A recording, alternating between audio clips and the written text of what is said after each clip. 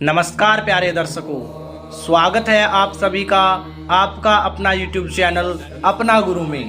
प्यारे दर्शकों, आज हम जानेंगे क्यों करते हैं श्राद्ध, क्या महत्व है श्राद्धों का, श्राद्धों में क्या करें और क्या ना करें।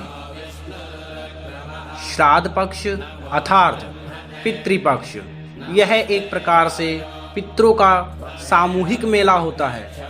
इस पक्ष में सभी पितृ पृथ्वीलोक में रहने अपने अपने सगे संबंधियों के यहाँ बिना आह्वान किए भी पहुँच जाते हैं तथा अपने सगे संबंधियों द्वारा प्रदान किए प्रसाद से तृप्त होकर अनेक शुभ आशीर्वाद प्रदान करते हैं, जिनके फलस्वरूप श्राद्धकर्ता अनेक सुखों को प्राप्त करता है।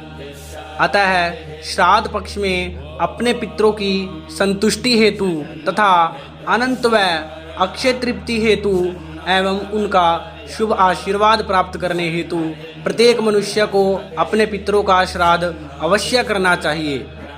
जो लोग अपने पूर्वजों अर्थात पितरों की संपत्ति का उपभोग तो करते हैं लेकिन उनका श्राद्ध नहीं करते, ऐसे लोग अपने ही पितरों द्वारा शप्त होकर नाना प्रकार के दुखों को भोगते हैं। इस बार पितृपक्ष यानी श्राद्ध पक्ष 1 सितंबर 2020 मंगलवार के दिन से शुरू हो रहा है, जो कि 17 सितंबर 2020 गुरुवार के दिन तक चलेगा।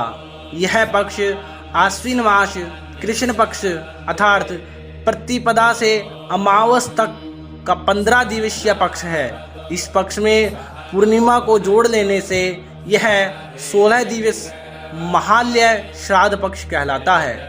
पितृपक्ष श्राद्धों के लिए निश्चित 15 तिथियों का एक समूह है।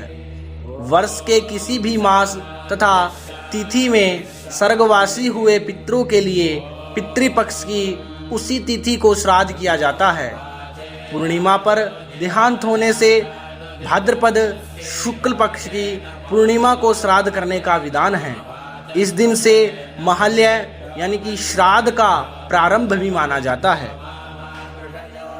श्राद्ध करने का सीधा संबंध पितरों यानी कि दिव्यांगत पारिवारिक जनों का श्रद्धा पूर्वक किए जाने वाला स्मरण है, जो कि उनकी मृत्यु की तिथि में किया जाता है। अर्थात पितृ प्रतिपदा को स्वर्गवासी हुआ हो, उसका श्राद्ध प्रतिपदा के दिन ही होगा। इसी प्रकार अन्य दिनों का भी, लेकिन विशेष मान्यता यह भी है कि परिवार में कुछ ऐसे भी पितृ होते हैं जिनकी अकाल मृत्यु हो जाती है, यानी दुर्घटना से, जल में डूबने से, हत्या या आत्महत्या अथवा विष से। ऐसे लोगों का श्राद्ध चतुर्दशी के दिन किया जाता है। साधु और सन्यासी का श्राद्ध द्वादशी के दिन, और जिन पितरों के मरने की तिथि याद नहीं है उसका श्राद्ध अमावस्या के दिन किया जाता है। जीवन में अगर कभी भूले भटके माता पिता के प्रति कोई दुर्व्यवहार, निंदनीय कर्म या अशुद्ध कर्म हो जाए तो पितृपक्ष में पितरों का विधि पूर्वक ब्राह्मणों को बुलाकर दूब, तिल, कुशा, तुलसी दल, फल, मेवा, दाल भात, पूरी पकवान आदि सहित अपने दिव्यांगत माता पिता, दादा, ताऊ, चाचा, परदादा, नाना आदि सभी पितरों का श्रद्धा पूर्वक स्मरण करने से अर्थात श्राद्ध करने से सारे ही पाप कट जाते हैं। यह भी ध्यान रहे कि ये सभी श्राद्ध पितरों की दिव्यांगत यानी मृत्यु की तिथि में ही किए जाए।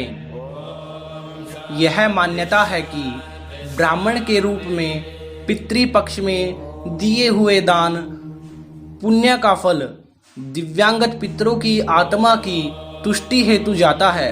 अर्थात ब्राह्मण प्रसन्न हो तो पितृजन प्रसन्न रहते हैं। अपात्र ब्राह्मण को कभी भी श्राद्ध कराने के लिए आमंत्रित नहीं करना चाहिए। मनुस्मृति में इसका खास प्रावधान है। आइए जानते हैं कि किसका श्राद्ध कौन करे। पिता के श्राद्ध का अधिकार उसके पुत्र को ही है, किंतु जिस पिता के कई पुत्र हों उनका श्राद्ध उसके बड़े पुत्र जिस मृत पिता के एक से अधिक पुत्र हों और उनमें पिता की धन संपत्ति का बंटवारा ना हुआ हो तथा सभी संयुक्त रूप से एक ही जगह में रहते हों, तो ऐसी स्थिति में पिता का श्राद्ध आदि पितृक्रम सबसे बड़े पुत्र को ही करना चाहिए। सब भाइयों को अलग अलग नहीं करना चाहिए। यदि मातृपिता की संपत्ति का बंटवारा हो चुका हो तथा सभी पुत्र अलग अलग रहते हों, तो सभी पुत्रों को अलग अलग श्राद्ध करना चाहिए। प्रत्येक सनातन धर्मी को अपने पूर्वजों की 3 पीढ़ियों को यानी कि पिता, पितामही तथा परपितामही यानी कि पिता, दादा और परदादा, साथ ही अपने नाना तथा नानी का भी श्राद्ध अवश्य करना चाहिए। इनके अतिरिक्त उपाध्याय, गुरु, ससुर, ताऊ, चाचा, मामा, भाई, बहनोई, भतीजा, शिष्य, जामाता, भांजा, फूफा, मौसा, पुत्र, मित्र, विमाता के पिता एवं उनकी पत्नियों का भी श्राद्ध करने का शास्त्र में निर्देश दिया गया है।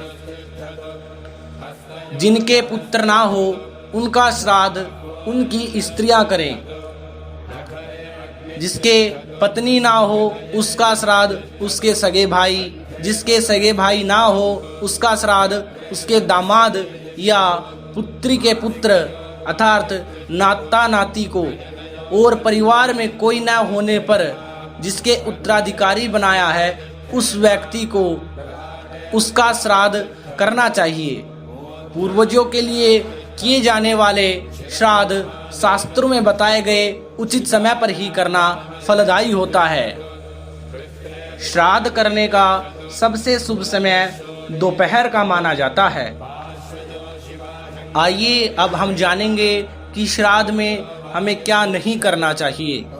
श्राद्ध में निषिद्ध है तांबुल सेवन, तेल मर्दन, नए उपवास का प्रारंभ, स्त्री संभोग, औषधि ग्रहण तामसिक माने जाते हैं। प्यारे दर्शकों, अगर आपको वीडियो पसंद आए तो चैनल को सब्सक्राइब करना ना भूलें और वीडियो को ज़्यादा से ज़्यादा लाइक और शेयर करें। आज की वीडियो में बस इतना ही। मिलते हैं नेक्स्ट वीडियो में।